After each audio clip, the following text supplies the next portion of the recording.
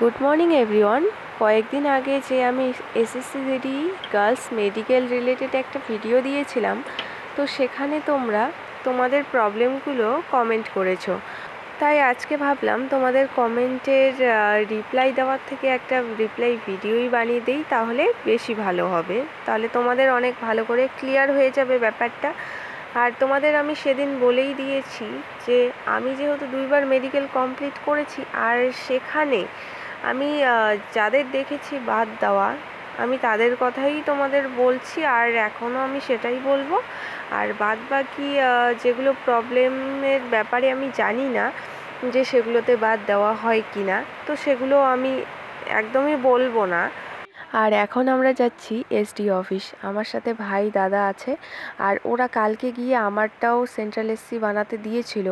আর কি কি ডকুমেন্টস লাগে সেগুলো কালকেই তারা কমপ্লিট করে এসেছে, আর আজকে গিয়ে শুধু সিগনেচার করে নিয়ে আসতে হবে।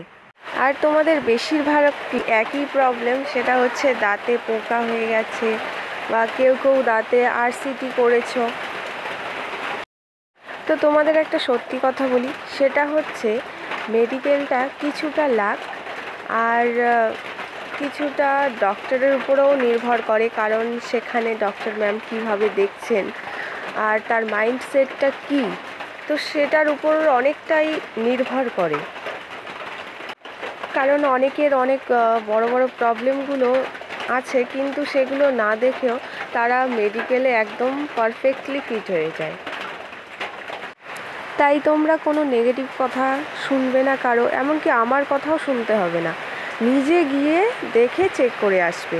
কয়েকদিন ধরে এত বৃষ্টি হচ্ছে যে বৃষ্টি একটু থামলে আবার শুরু হয়ে যায়।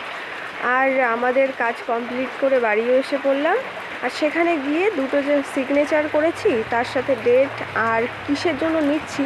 তো আমি যেহেতু এসএসসি জিডির জন্য নিচ্ছি, তো আমি এসএসসি জিডি লিখেছি।